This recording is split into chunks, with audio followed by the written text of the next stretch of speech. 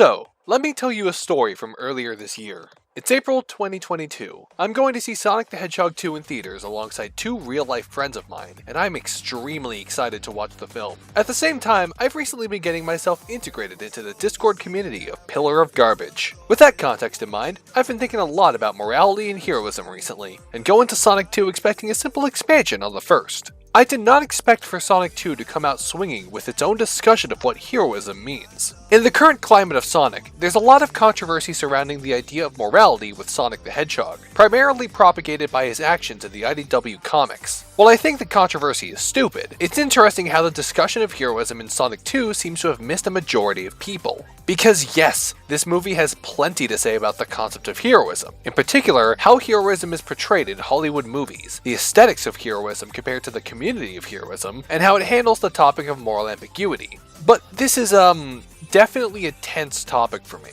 and one that tackles a lot more philosophy than I'm used to digging into on the channel. So why not bring in a friend? That's why Yoda is actually racist. Wait, what just happened? Did I get beamed from one video to another? Oh, I'm on Mechanist Gamma's channel now. Sweet. Alright, let's talk about implausibly colored hedgehogs. Thanks for having me on. Pleasure to have you, Garbage Man. Why don't we dig straight into things? With all that said, this is how Sonic the Hedgehog 2 examines Hollywood heroism. One important thing to keep in mind when discussing Paramount's take on Sonic the Hedgehog is his upbringing. In this continuity, it's shown in detail during the first movie that the vast majority of Sonic's knowledge about how people should act comes from his consumption of fiction. In particular, he is a huge movie buff and a comic book fan. This should make it very blatant just where his idea of blue justice came from. With this context in mind, the surprise of Sonic 2's commentary on heroism actually makes more sense. Sonic is effectively raised on 2010's pop culture, and plays into the role of a superhero in this movie, leading into the narrative and cinematic techniques often at play in Marvel and DC projects. But Sonic 2 uses the framework to question the existing assumptions about heroism overall, digging into the heart of the matter. The first time we see Sonic in movie 2, he's partaking in what we'd consider as a classic superhero scene, stopping some bank robbers. The Hedgehog takes out some robbers and disposes of some bombs with the classic quipping and style you'd expect from your typical MCU movie. In how he acts and how the scene is framed, he's acting like a full-on superhero. So why does the scene end by suggesting that Sonic might have done more harm than good in his actions?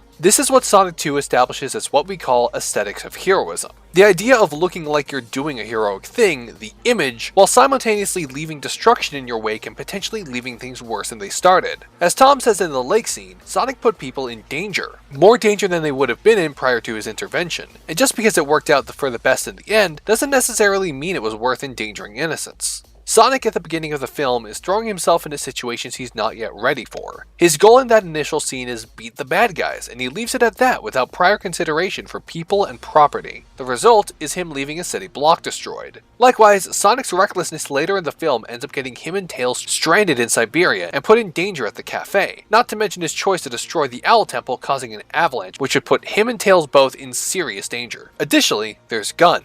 According to Commander Walters, the international paramilitary group was formed as a direct response to Sonic's actions in the first movie. Now, the story itself portrays Gun as being wholly in the wrong due to their detrimental effects on the Wachowski family, and Randall's rebellion against the group. But the point stands that this was created due to Sonic's actions. This is where I should clarify something. Based on the arguments I'm making here, it might sound like the movie is trying to suggest that Sonic is in the wrong for fighting back against Robotnik, like he should have left it to the authorities or whatever. That's not, in fact, what the film is suggesting. My view on the matter is that Sonic 2 proposes there is a wrong way of doing heroism, a shallow one focused more on the self-validation and without consideration for the destruction caused in the process, and a missing core that keeps Sonic from approaching heroism in the right way until the second act of the film. That missing core is the Wachowski family special. I can take care of myself.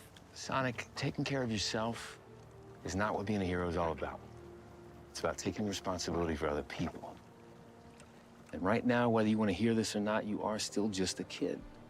You got some more growing up to do before you're ready to be the big hero. But trust me when I tell you, there will come a time when your powers will be needed. But you don't choose that moment. That moment chooses you. Whoa, look at you. Look at that. I just got I just got goosebumps.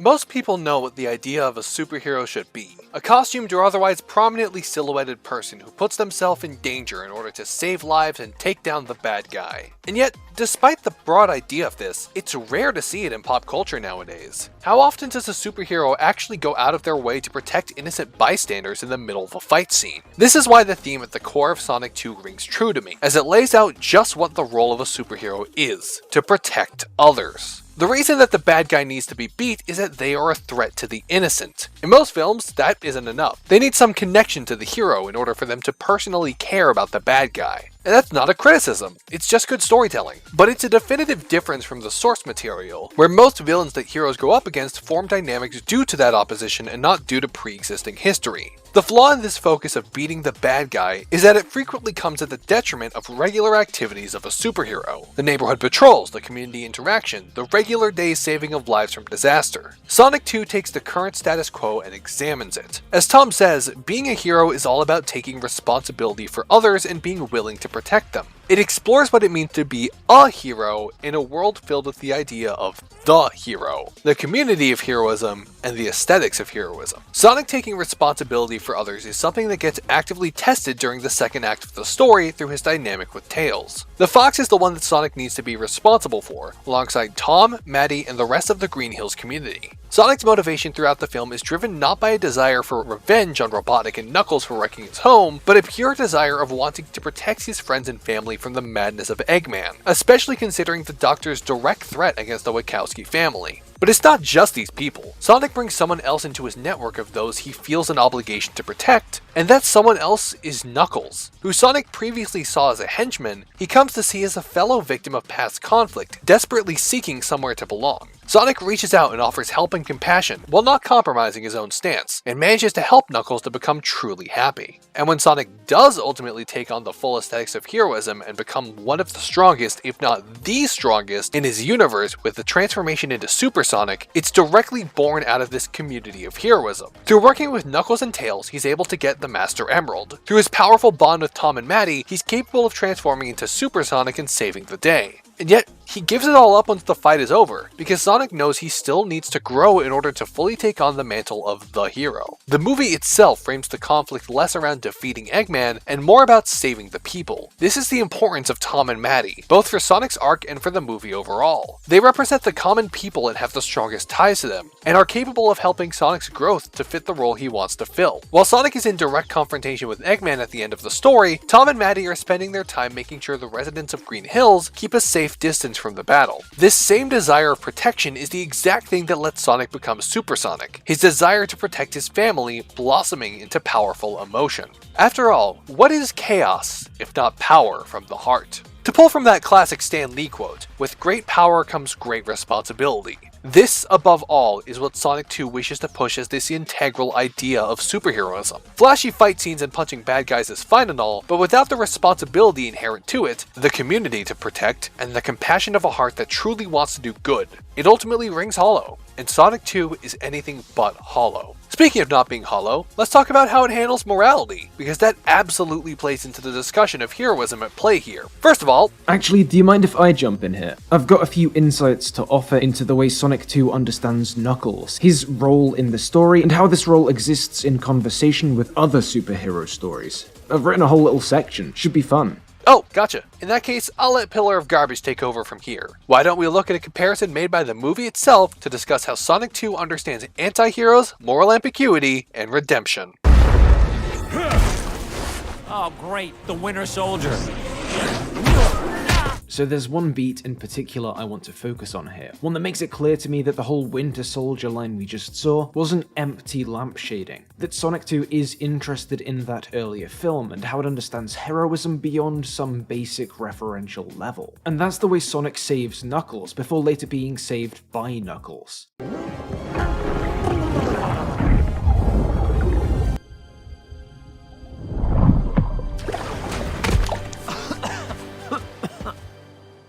save me. There are some interesting comparisons to be drawn here with the way Winter Soldier resolves, or doesn't, the redemption of its antagonist. If you've seen the second Captain America film, you'll probably know where I'm going with this, but that movie ends with the Winter Soldier's decision to save the hero, in a parallel fashion to the beat we saw in Sonic 2. That is, this previously antagonistic character dives to rescue a drowning, injured protagonist. In both cases, this reciprocates an earlier gesture, where the hero acted in a similarly charitable manner to their supposed enemy. Also in both cases, this is an important moment. It tells us, the audience, that this faith the hero had in the goodness of their enemy wasn't misplaced. It vindicates the hero's strategically questionable mercy, and it's the beginning of a redemption arc of sorts, which sees the one-time villain switch sides. There is one major difference, though. In Winter Soldier, the possibility of true redemption is floated, but it's left open. It's the reciprocation of the gesture of mercy that the film ends on. That's enough. But Sonic 2 doesn't leave it there.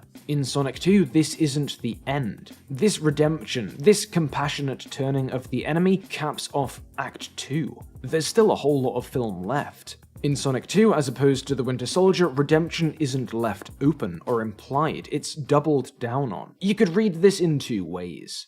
One is that for Sonic, it isn't simply the reciprocation of the hero's gesture that's important, or the accompanying implicit affirmation that the hero's judgments and values were correct, that this was a redeemable enemy. No, it's what follows. It's reconciliation, trust, and connection. As Gamma's explored above, in some ways, Sonic 2's conception of heroism is community. To be heroic is to foster genuine bonds with others, to protect them, and to trust them to do the same for you. But this conclusion can't be reached, or at least it can't be cemented, if the fate of Knuckles is left open. So Sonic 2 takes a different route to the Winter Soldier, and in doing so, it's able to more fully, more explicitly make a case for this communal, interpersonal heroism. The other way you could look at this is more meta, more to do with Sonic's reception and mediation of the currently dominant cinematic ideas of what a superhero story is, and how you tell it. Yeah, I'm talking about the MCU. One of the reasons Winter Soldier left the fate of its titular antagonist open, not the only reason, but one of the reasons, was the knowledge that there were plenty more films down the line for his story to play out in which these themes could continue unfolding. A Marvel critic might say that Sonic 2's dedication to redemption in text, rather than teased, sequel bait is another gesture of rejection toward the way the ongoing, hype-based franchised nature of most MCU fare is anathema to actual growth, development, closure, and meaning. I think that would be a pessimistic way to look at this, but I can't say I think it'd be a wholly inaccurate one. The upshot of all this is that by comparing Sonic 2 to this similar text it references, we get a better picture of the differences in Sonic 2's approach to those overlapping areas: redemption, reconciliation, and morally ambiguous antagonists. This film's interest in the idea of heroism, and the more personal, community-scale level at which this idea plays out, doesn't give us the suggestion of redemption and bonding, it gives us the thing itself. Knuckles did a lot of damage throughout this film's first half, but as we see in his and Sonic's reconciliation, as we see in everything that follows, and as we perhaps see in the Randall/Rachel subplot which kind of mirrors this, just because you're on the wrong side, because you've made mistakes, done wrong for this side, that doesn't mean you can't change, you can't become heroic. And equally, the hero has to recognize this. The crucial thing here though, I think, is that Sonic 2 doesn't hint at this point. It makes it explicitly, and the making of it is an essential prerequisite for the film's climax. Sonic could never have become Golden Sonic. It's called Super Sonic, you British man. Sorry, he couldn't have become Super Sonic without experiencing and contributing to Knuckles' redemption. So this whole Knuckles/Winter Soldier parallel is interesting because it shows us that this film is interested in moral ambiguity, in anti-heroes and redemption, while also being thoroughly uninterested in leaving its own morality ambiguous. Open-endedness, grey areas, these are cool, but so is having convictions and being brave enough to sincerely stand by those convictions in an age of irony, parody, and self-awareness. And I think that's pretty neat. Yes, Sonic 2 has some classic kid movie tropes like the dance scene. Yes, it's a bit too juvenile at times for its own good, but the film has a lot to say, and a lot of ways you can read what it does have to say. What Pillar and Garbage and I discussed here is only one of many topics that we came to a conclusion in when discussing and note-taking for the film. In my eyes, the discussion about heroism that Sonic 2 provides isn't pointless. You'd be hard-pressed to find a person who doesn't understand the idea of a superhero going out of their way to save lives, but harder-pressed to find a Hollywood superhero movie that fully commits to that. In the era of Black Adams, Punishers, and Deadpools, it's good to have a movie that finally examines and reconstructs the idea of what a hero really is. A hero is a protector. Sonic the Hedgehog is a protector. I'd like to give a special shout out to Adam Myers and Bernard VMK for their contributions to the discussion. And of course, a great big thank you to Pillar of Garbage for collaborating on this video. I'd also like to thank That Hobo Ravioli for contributing the thumbnail. I'm Mechanist Gamma, and I'll see you guys in the next video. See ya!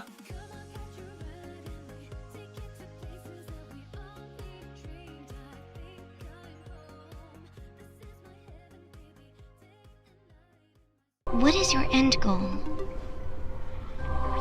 It varies. Sometimes it's a spinning sign, sometimes it's a big old ring. No,